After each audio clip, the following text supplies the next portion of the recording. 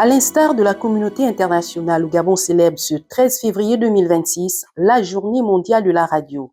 Et c'est au cœur de l'univers de Radio Gabon que le ministre de la Communication et des Médias, Germain Biaodio, a donné le coup d'envoi des festivités marquant l'événement.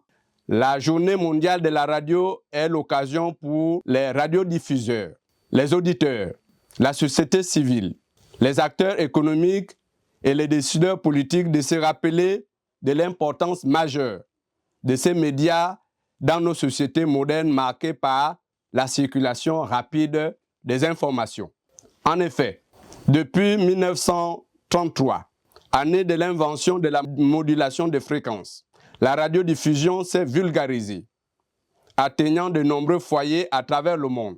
Aujourd'hui, elle demeure encore un puissant outil de communication de masse par sa rapidité, son accessibilité, sa fiabilité et son interactivité. Initiée par l'UNESCO, la Journée mondiale de la radio est placée cette année sous le thème Radio et intelligence artificielle. Un choix qui reflète les profondes mutations technologiques dans le secteur de la radiodiffusion. Les possibilités offertes par l'intelligence artificielle permettent de renforcer l'efficacité opérationnelle des radios, de faciliter la production de contenus d'intérêt public, notamment dans les domaines clés tels que l'agriculture, le climat, la santé ou la protection sociale, et d'améliorer la compréhension des attentes des auditeurs. L'intelligence artificielle peut également soutenir la production, l'archivage et la diffusion de contenus en langue locale, un élément central de l'inclusion, de la participation citoyenne et du dialogue communautaire.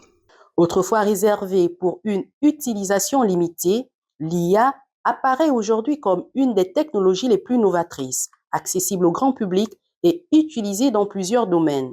L'intelligence artificielle, c'est une technologie qui a pour support les serveurs. Donc, quand vous entendez souvent parler de data center, ce sont des espaces où il y a de nombreux serveurs stockés. Un serveur, c'est un genre d'ordinateur dont la seule activité est de stocker, traiter et restituer des informations. C'est ça son activité.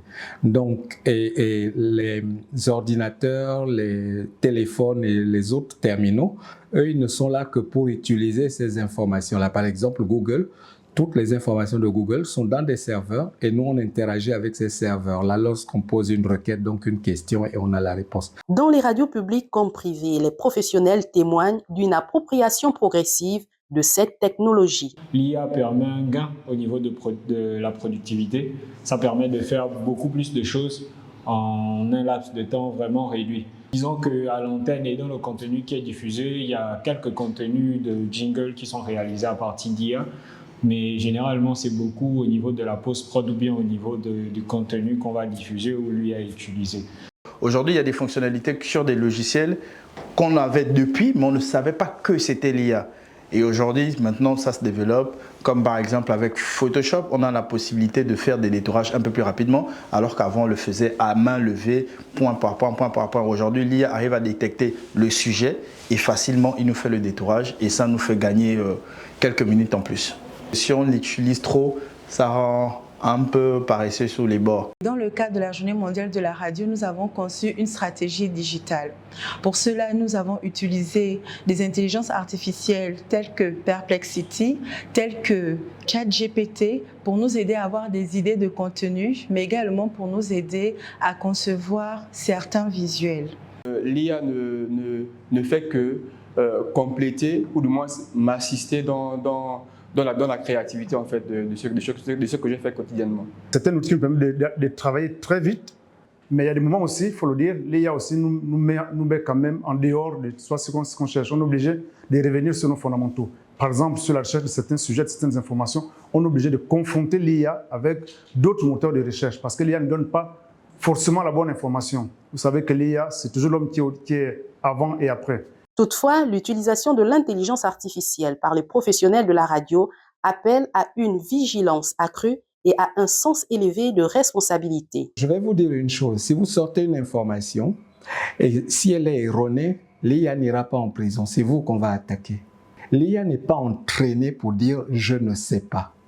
Quand l'IA ne sait pas quelque chose, l'IA crée. D'où votre grande responsabilité à vérifier correctement ce que l'IA vous a dit avant de passer à l'antenne.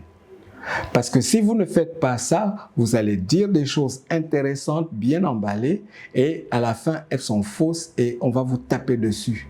Cet appel à la prudence et à la responsabilité est réaffirmé par le gouvernement et l'UNESCO. L'UNESCO insiste sur un principe fondamental. L'intelligence artificielle ne doit jamais se substituer à la voix des communautés.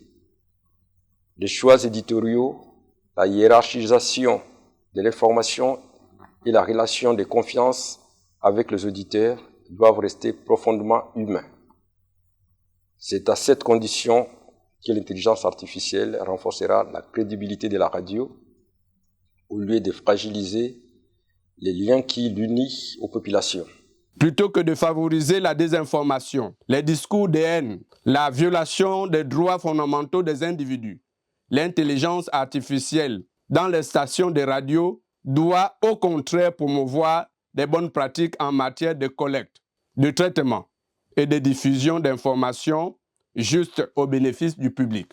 C'est pourquoi j'ai saisi l'opportunité qui m'est offerte aujourd'hui pour exhorter les professionnels de la radiodiffusion au Gabon à faire bon usage de l'intelligence artificielle afin que cette technologie contribue à renforcer la confiance et la relation tissée avec les auditeurs depuis de nombreuses années. La Journée mondiale de la radio a également été l'occasion pour le ministre de la Communication et des Médias de constater les dégâts subis par la voiture émettrice de Radio Gabon au cours de l'accident survenu le 26 novembre 2025 lors d'une mission.